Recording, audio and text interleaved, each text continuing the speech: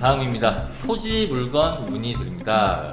삼성맨 위니 님이 애플 마크를 달고 질문을 주셨어요. 사건 번호가 이렇게 있고요. 농지네요. 질문은 지목은 답이지만 현황은 주유소 앞 도로로 보여진다. 이런 물건은 어떻게 수익을 만들까요? 전에 도로 수용에 대한 보상금 수령 여부를 확인하여 낙찰 후 보상금을 수령받아 수익을 창출한다는 이야기를 들은 적이 있습니다. 이 물건도 그런 가능성을 살펴볼 만한 물건일까요? 라고 질문 주셨고요. 제가 미리 살펴봤을 때 좀 재미있었어요. 이게 화살표 이렇게 되어 있는 이 부분이라고 표시가 되어 있는 것 같은데, 이렇게 되어 있는데 이게 뭐 하여튼 좀 몰라요. 이거 측량해봐야지 정확한 위치는 알겠는데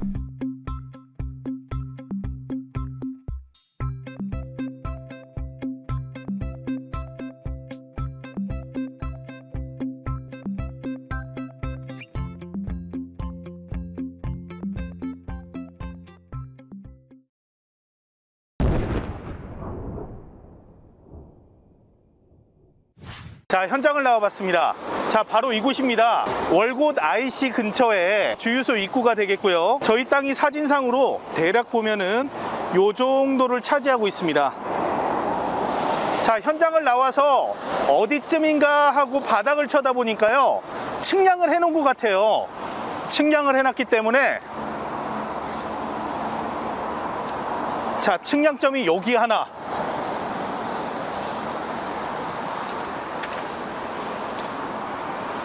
요쪽에 하나, 그리고 하나가 아마 이 정도로 예상이 됩니다. 자, 이 정도쯤에 지금 삼각형으로 주유소의 입구를 요렇게 막게 되는 거예요. 자, 이게 지목이 답입니다. 농지예요. 지목이 답이고 12평인데, 자, 과연 이 땅을 사는 게 권리일지, 아니면 이 땅으로 사봤자 도로를 막거나 내 사유권 재산을 마음대로 할 수 없는 그런 쓸모없는 땅일지 좀 세부적인 조사는 필요해 보입니다. 자, 그러면 본 땅, 이런 물건을 만나면 어떻게 접근해야 되는지 저희 사무실에 뭐 채권 전문가, 부동산, 뭐 변호사, 법무사 다 있지만 알박기 전문가, 이런 걸 방어하는 전문가들도 있으니까 그런 전문가들과 같이 모여서 이런 물건은 어떻게 접근을 해야 되고 우리에게는 기회가 있는지 아니면 위기가 있는지, 이런 부분들을 한번 파악해 보는 시간을 갖도록 하겠습니다.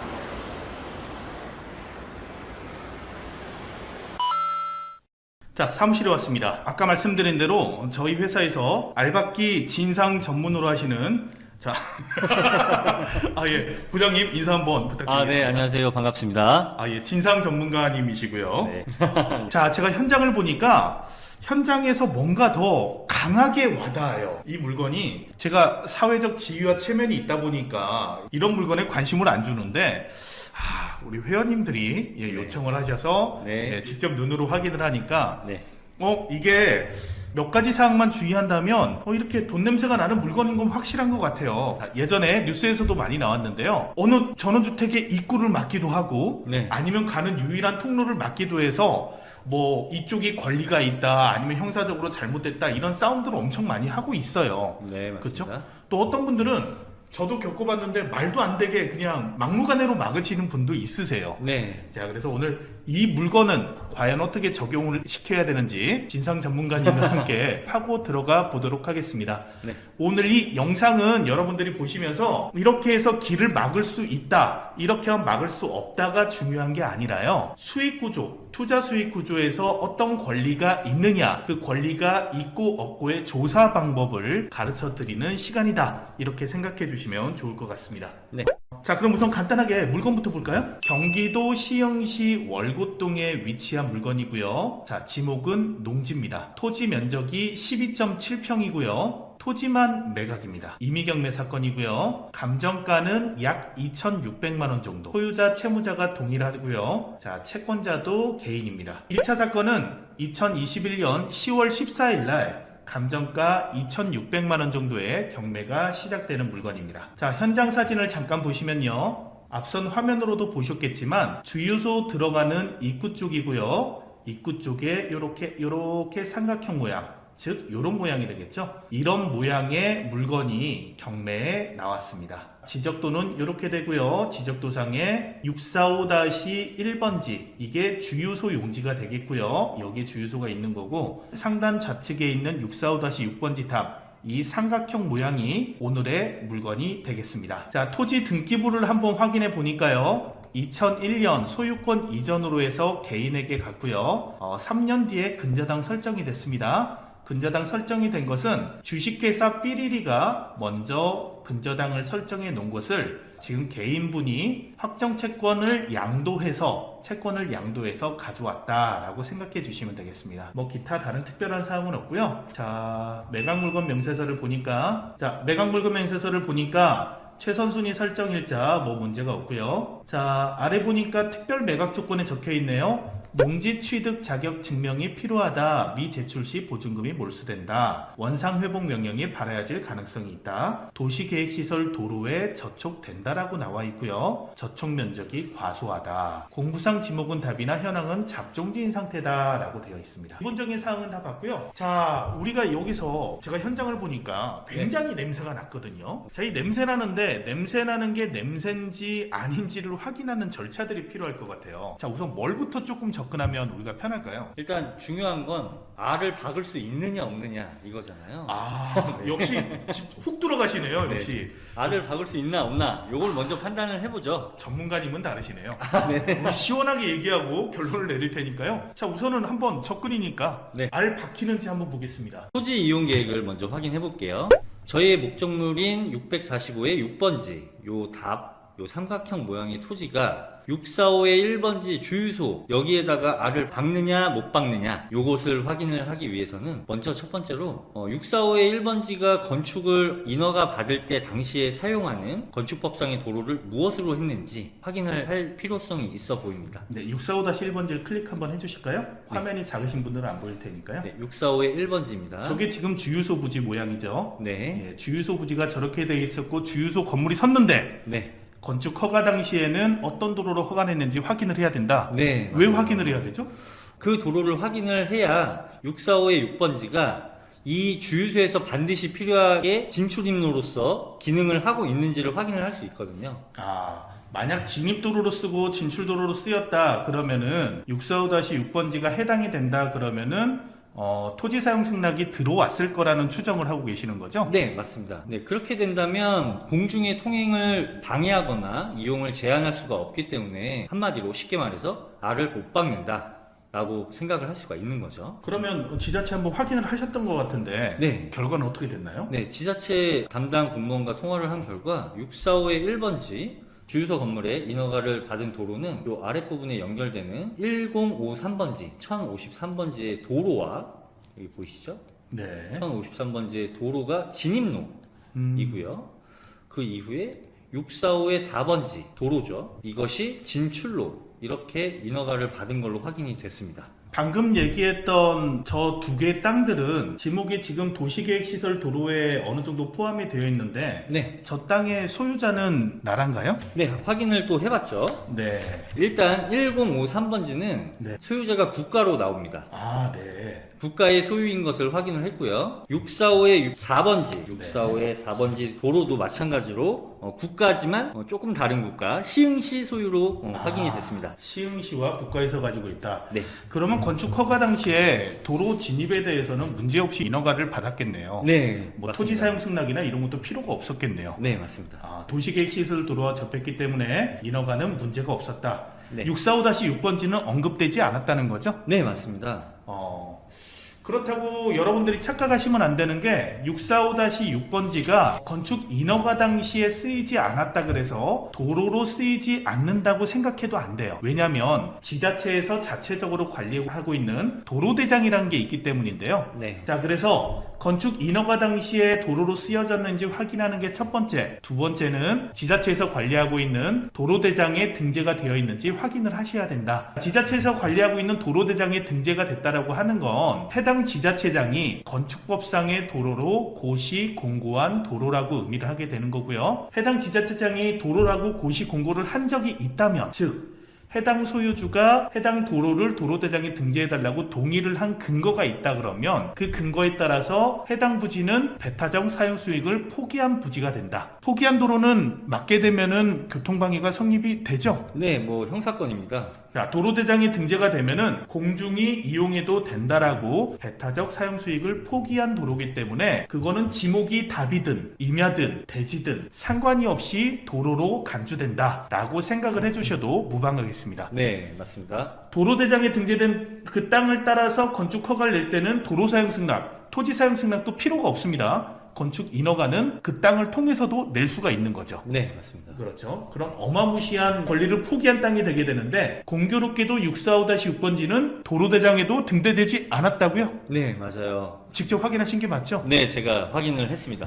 이야, 그러면 점점 돈 냄새가 점점 더 나는 것 같은데 네. 그럼 저 좀 이해가 안 가는 게 방금 얘기하셨던 나라 땅 두 개가 있고 645-6번지 왼쪽 편을 보니까 520에 120번지, 121번지, 124번지 잡종지들이 있는데 네. 저 지목은 잡종지인데 도시계획시설 도로에 지금 포함이 되어 있단 말이에요. 네, 맞아요. 저 땅들은 소유주가 어떻게 되죠? 네, 일단 먼저 520에 120번지는 마찬가지로 국가의 소유입니다. 저것도 국가. 네. 그리고 121번지를 확인해 볼게요. 121번지의 잡종지 마찬가지로 국가의 소유로 나와 있고요. 네. 그러면 도시계획시설 도로를 만들면서 도로를 한번 표시 한번 해줘 볼까요? 네. 광로 3류를 표시 한번 해보겠습니다. 네. 자, 이게 바로 도시계획시설 도로죠. 네, 맞아요. 이 도로를 만들면서 이 안에 들어오는 땅은 무조건 100% 나라에서 매입을 해야 될 거고, 네. 그 인접 토지도 과소필지나 네. 뭐 어느 청구에 의해서 매입을 해야겠다라고 나라에서 판단을 했다 그러면 주변 땅들까지 나라 땅으로 바뀌었을 텐데, 저 도시계획시설 도로를 만들면서 520의 120번지, 520의 121번지 이거는 다 나라에서 사갔단 말이에요. 네. 근데 645-6번지는 뭔가요? 깍두기인가요? 저거 뭐죠? 네, 깍두기로 판명이 됐고요. 일단 645의 6번지는 지금 매각물건 명세서에는 아주 과소한 면적이 미미하게나마 도시계획 시설로 포함이 되었다고 나오지만 현재도 보니까 포함이 됐네요, 일부가. 네, 일부 조그만하게 포함이 됐다고 표현은 되고 있는데 지자체에 확인을 해봤더니 645의 6번지는 이 도시계획 시설 도로에 포함이 되지 않았다. 아주 작은 면적도 포함이 되지 않은 걸로 알고 있더라고요. 자, 이 부분이 왜 중요한지 잠깐 언급해드리면 저희가 645-6번지의 권리를 알기 위해서 건축 허가 당시에 도로에 편입됐었는지 아니면 645-6번지가 지자체에서 자체적으로 하고 있는 도로대장에 등재됐는지 확인을 했는데 지금 도시계획시설 도로 안에 들어있다 그러면 저 땅은 미지급 용지일 가능성이 나타나는 거죠. 평소엔 우리가 많이 떨어지면 네. 미지급 용지 보상금을 얻으려고 했는데 이건 좀 반대로 미지급 용지면 큰일 나는 거예요. 그렇죠? 네. 미지급 용지여도 나는 싫어요. 네. 나는 그냥 농지로 갖고 있을 거예요. 네. 뭐 이렇게 주장을 해야 될 정도로 되는데 네. 그럼 645 당시 6번지가 미지급 용지일 때와 용지이지 않을 때 네. 조금 구분을 해줘 볼까요? 만약에 미지급 용지이다 라고 하면 쉽게 얘기해서 도시계획 시설로서 편입이 되는 효과가 벌어지고요. 그렇게 되면 저희는 알박기를 할 수 없는 상황이 놓여지는 거죠. 아, 저희가 지금 알박기를 하려고 하고 있는 건가요? 저희 이외에 다른 누군가도 마찬가지로. 저희 구독자님이 저를 굉장히 선량하게 보기 때문에 만약에 미지급 용지로서 포함이 안 된다라고 하면 645의 6번지 소유자는 본인의 토지의 소유권을 가지고 본인의 권리 행사를 충분히 할 수 있다라고 판단할 수 있겠죠. 그러면 미지급 용지일 가능성을 두고 과소필지가 조금은 도시계획시설 도로에 편입이 되어 있는데 저걸 가지고 지자체에서 사실관계 확인이 안 된다는 얘기인가요? 네, 지자체에서 미지급 용지에 대한 부분도 제가 문의를 해봤더니 딱 일관된 답변은 도시계획 시설로 편입된 부분이 없고 미지급 용지에 관련된 내용을 언급할 이유조차 없다. 한마디로 아니다 라는 결론을 주셨어요. 듣고 싶던 답이긴 한데 네. 미지급 용지가 아니다. 네. 645-6번지 알바가도 된다. 네. 네. 뭐 그렇게 들리는데요? 저는 그렇게밖에 안 들리는데요? 자, 그런데 우리 여기서 조금 초보자분들은 궁금해하실 것 같아요. 645-6번지 왼쪽 편에 있는 520-120, 121, 124 또 도시계획시설 도로 안에 들어있는 지목들을 보니까 지목이 도로가 아니고 다 잡종지예요. 네. 왜 이런 현상이 나타나는 거죠? 그러니까 지자체에서 이야기하는 바로는 뭐 행정 절차상의 오류라던가 단순 지목 변경을 도로로서 바꾸지 않았다. 그로써 문제가 크게 되지 않으니까 뭐 별 크게 생각하지는 않는 것 같아요. 네. 여기서 여러분들 아셔야 되는 게 토지의 지목과 사용의 용도는 큰 상관이 없어요. 물론 지목이 기준이긴 한데요. 방금 보셨듯이 도로로 사용되더라도 지목이 잡종지 대지일 수도 있는 거예요. 지목은 단순하게 이름이에요. 개명을 신청했냐 안 했냐 그 차이일 뿐이다. 그래서 해당 용지로 썼을 때는 마지막에는 지목 변경이라는 신청을 해서 꼭 지목을 변경했어야 되는 거예요. 제가 이 부분을 왜 짚고 넘어가느냐, 저도 645-6번지를 보면서 지목이 답인 상태로 있기 때문에 여러 가지 상상을 할 수 있잖아요. 이렇게 구체적으로 조사를 안 하더라도 경험칙상 보다 보면은 645-1번지 주유소의 건축 허가의 도로로 쓰였다면은 645-1번지는 지목 변경을 주유로 했잖아요. 저건 준공 당시에 주유소가 섰기 때문에 지목 변경을 주유소로 바꾼 거란 말이에요.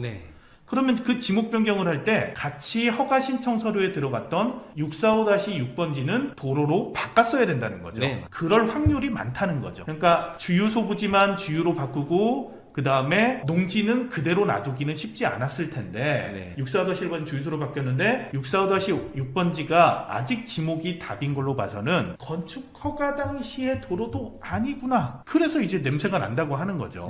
그렇죠?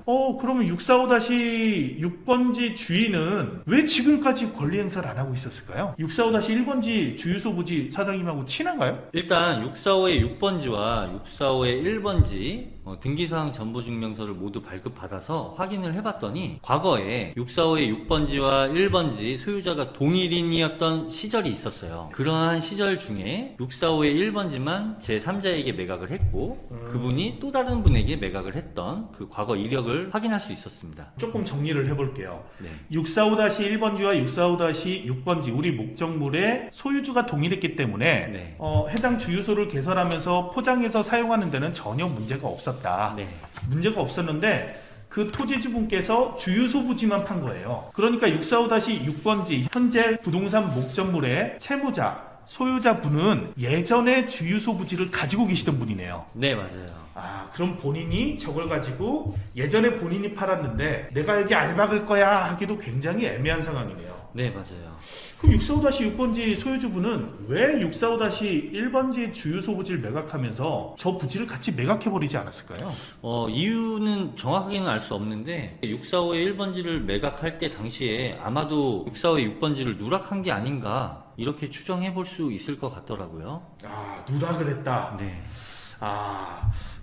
이거는 저희 추측이니까요. 누락이 됐을 수도 있고 다른 사정이 있었을 수도 있을 것 같아요. 하나의 의견이라고 생각을 해주시고요. 제가 채널에서도 얘기하고 있지만 이런 스토리를 짜나가야 여러분들이 진실에 다가갈 수 있다라고 계속 얘기를 하고 있죠. 그러니까 저희는 등기를 보면서 그 전에 이루어지는 걸 상상을 막 하는 거예요. 하여튼 우선 주유소에서도 인지는 하고 있었어요. 제가 이번에 현장을 가서 보니까 측량점도 찍어놨어요. 측량을 찍어놨다고 하는 건 이 위기감을 정확히 알고 있다는 거예요. 맞아요. 그러면 이번 입찰에서도 주유소 부지 사장님께서 입찰을 들어올 가능성이 굉장히 높다라고 할 수 있겠네요. 정리를 한번 다시 해보겠습니다. 645-6번지가 경매에 나왔는데 해당 부지가 도로로 사용되지 않았고 도로대장에 등재도 안 됐고 도시계획시설도로에 편입되지도 않아서 미지급 용지도 아닌 깍두기다. 즉 말 그대로 농지라는 거죠. 그럼 농지법의 농지로 적용을 받아야 되는 부지로 생각이 들어요. 맞아요. 자, 그럼 우리 경매 취득할 때 우리가 조심해야 될 것들이 몇 개가 있는데 이거는 분명히 매각물건 명세서의 특별매각 조건으로 농취증을 발급해라, 제출해라 했는데 이거 농취증 나올까요? 645-6번지 아스팔트로 포장이 돼 있단 말이에요.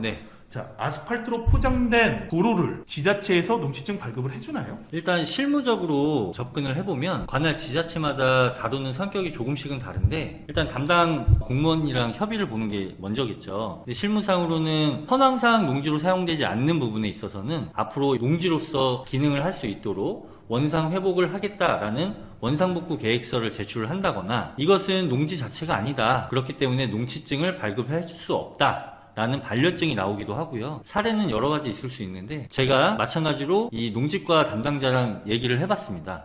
해봤더니 현황상 아스팔트로 깔려져 있고 지목은 농지인데 농지로 사용을 하지 않고 있다. 그렇지만 경매 사건으로서 농지증을 발급을 받아야 매각허가 결정을 받을 수 있다. 어떻게 내줄 수 있겠느냐라고 문의를 해본 결과 아주 흔쾌히 내주신다고 하시더라고요. 네? 흔쾌히 내준다고요? 네. 예. 공무원분께서 굉장히 후하신 네. 분이시네요. 그래서 저도 좀 당황해서 네. 혹시 농지증을 발급해 주시고 나중에 뭐 원상회복 복구계획서라든가 이런 것들을 또 제출을 해야 됩니까? 라고 문의를 드렸더니 본인들이 확인을 해봤을 때 농지인데 농지로서 활용을 하지 않는다라고 하면 그때 행정조치 명령으로서 원상회복을 하라는 명령을 할 가능성이 높다. 이렇게 답변을 주셨습니다. 아까 저기 매각물건 명세서에 적힌 원상회복 명령을 받아야 준다는 게 네. 아마 법원에 회신을 한 그 얘기를 네, 하시는 맞아요. 것 같네요. 네, 맞습니다.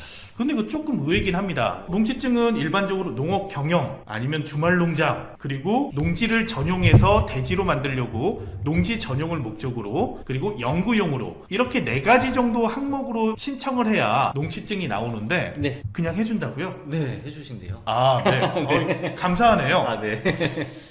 그러면은 네. 농지증을 내면서 네. 저희가 농지로 인정을 받았으면은 네. 농사를 짓지 않으면 농지법에 위반되는 거잖아요. 네, 그렇죠. 네.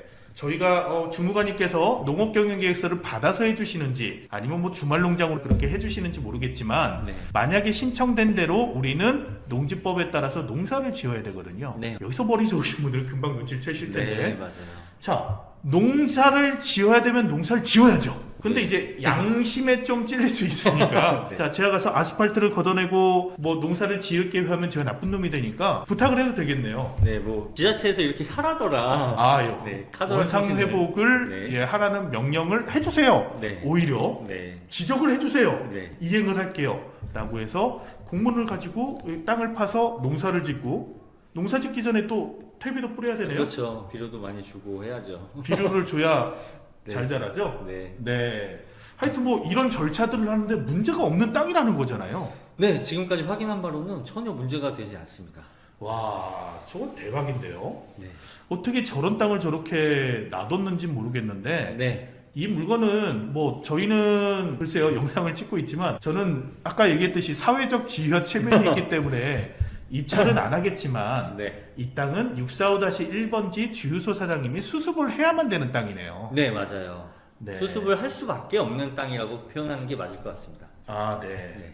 수습을 안 하게 되면 제가 현장을 보니까 애초에 진입도로로 신고했던 저쪽을 통해서도 주유소 부지로 들어가기가 힘들더라고요. 그래서 차량이 통행할 수 있는 2m 정도는 확보가 되기는 하는데 현재 세차 시설도 들어와 있기 때문에 진입로가 굉장히 좁아져서 네. 영업에 큰 제약을 받으실 것 같더라 네. 라는 생각이 드는 땅이었습니다. 자, 그러면 여기까지 오니까 조금 전 마음이 싱숭맹숭한데요. 자, 우리 진상 전문가를 맡고 계신 부장님께서는 네.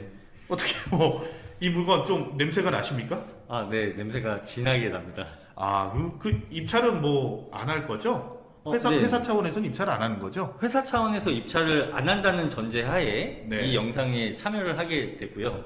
만약에 네. 제 개인적으로 한다라고 하면 저는 입찰을 할 것 같습니다. 개인적으로 하게 되면 우리의 배신이죠. 그렇기 때문에 470 소속으로 이런 물건에 들어간다면 안 되기 때문에. 그렇기 때문에 저는 입찰을 하지 않습니다. 그래요? 네. 나중에 낙찰자 나오게 되면 제가 추적할 겁니다. 네. 4돈에 6촌에 8촌까지 제가 조사할 테니까. 네, 알겠습니다. 예. 입찰은 하지 않되 이 물건 저희는 돈 냄새가 난다 그랬는데 이거는 사전에 방지할 수도 있었던 물건인 것 같기도 하고요. 이 물건 최종 총평을 해주신다면 네, 알박기는 가능한 토지입니다. 확실히 알박기는 가능한 토지인데 가능할 것인지 가능하지 않을 것인지에 대한 사전조사는 반드시 필요할 것 같고요. 사전조사를 충실히 이행해 본 결과 알박기를 할 수 있는 가능성이 있다라고 하더라도 큰 욕심은 좀 내려놓으시고 적당한 수준에서 합의를 보시는 게 가장 현명한 대처 방안일 것 같습니다. 본인의 계획을 얘기하시는 거 아니죠? 이거 땀이 나는데요. 자, 오늘 진상적인 말씀 대단히 감사합니다. 앞으로도 많은 진상 부탁드리겠습니다. 네, 감사합니다. 네, 감사합니다. 자, 앞에 영상 보고 오셨는데요. 여러분들 어떠셨어요? 어떤 분은 좋은 기회라고 생각하실 수도 있을 거고 어떤 분은 야, 이렇게까지 하면서 돈을 버는 수익 구조를 찾아야 되나 라고 생각하실 수도 있을 것 같아요. 그런데 부경꾼이 생각하기에는 본인의 권리를 아는 것이 중요하다라고 생각해서 영상을 제작하게 됐고요. 자, 이 물건의 결과가 매우 궁금하시죠? 이 물건은 감정가가 2,600 정도였는데요. 낙찰가가 4,750만 원에 낙찰이 됐습니다. 입찰 인원도 무려 5분이나 돼요. 자, 입찰하신 5분이 앞에서 부경꾼이 설명드린 것처럼 모든 사항을 체크하고 권리가 있다라고 판단하고 이 물건을 낙찰받으셨는지는 제가 확인이 불가하지만 대단하신 분이 많은 것 같아요. 그리고 굉장히 전문적으로 조사해서 이런 확신이 들어야지만 이 땅을 낙찰받을 수 있는 물건이었거든요. 자, 경매시장에 이런 똑똑하신 분들을 상대로 수익을 내시기는 굉장히 어려운 건 사실입니다. 하지만 여러분들이 앞선 조사 방법처럼 하나씩 접근 방향과 그리고 나의 권리를 찾아가는 조사법을 아시게 된다 그러면 여러분들만의 투자 수익 구조, 안전한 출구 전략이 있는 구조를 완성하시게 된다는 게 제 생각입니다. 자, 본 사건으로 조금 더 추가를 해드리면은 이 물건의 주유소 부지 사장님께서 저하고 연결이 되셨어요. 주유소 사장님도 입찰을 하셨대요. 입찰을 하셨는데 3등으로 폐차를 하셨답니다. 4,200만 원을 입찰해서 폐차하셨다고 해서 너무너무 당황스러워 하시는 거예요. 2,600만 원 정도 감정에 무조건 사야 된다라고 판단을 했고 그래서 무리하게 가격을 적었는데 3등으로 폐차를 하시니까 매우 당황을 하신 거예요. 큰일 났죠. 그런데 제가 그분과 심층 상담을 하고 그분의 입장에서 방어적인 입장이 되겠죠? 앞선 영상은 공격하는 입장이라면 제가 주유소 사장님 편이 든다 그러면 방어하는 입장에서 주유소 사장님 상담을 해드렸겠죠. 자, 출구 전략이 주유소 사장님도 3개, 4가지가 나온다는 거예요. 공격하시는 분을 어떻게 막아낼 수 있는지, 또 방어하는 입장에서의 권리는 무엇인지, 공격하는 분의 권리와 방어하시는 분의 권리가 서로의 접점이 어디가 맞는지를 상담을 해드렸습니다. 이 부분이 매우 중요한 거예요, 여러분들. 단편적인 부분만 보고 공격에만 치중하시면 상대방이 대응에 따라서 낭패를 볼 수 있다. 이거는 경매 생활에서 너무나 많이 만나는 이야기예요. 자, 단적인 예를 들어볼까요? 유치권이 성립이 안 되는 것 같아서 낙찰을 받았는데 성립은 안 돼요. 판결까지 가면 무조건 이기겠어요. 그런데 상대방이 이걸 소송으로 끌고 가서 2년, 3년 시간을 끌게 된다면 내 투자 목적과 달라질 수 있다는 거죠. 그래서 단편적인 방법을 보고 투자에 임하시는 게 아니라 복합적인 사고방식을 가지고 여러 일어날 수 있는 유형을 다 판단하셔야 된다. 그리고 경매 생활에 투자에 성공하는 이유 중에 하나는 이런 복합적인 것들을 전부 다 확인을 하고 가장 출구 전략이 완벽한 투자 공식을 따라간다고 하는 게 투자 방법 중에 하나가 됩니다. 여러분들만의 개인 투자 역량에 맞는 고차원 투자 수익 구조를 가져야지만 출구 전략이 가능하다. 그리고 그 출구 전략은 복합적인 사고를 하셔야 된다 라고 생각하면서 오늘 영상은 마치도록 하겠습니다.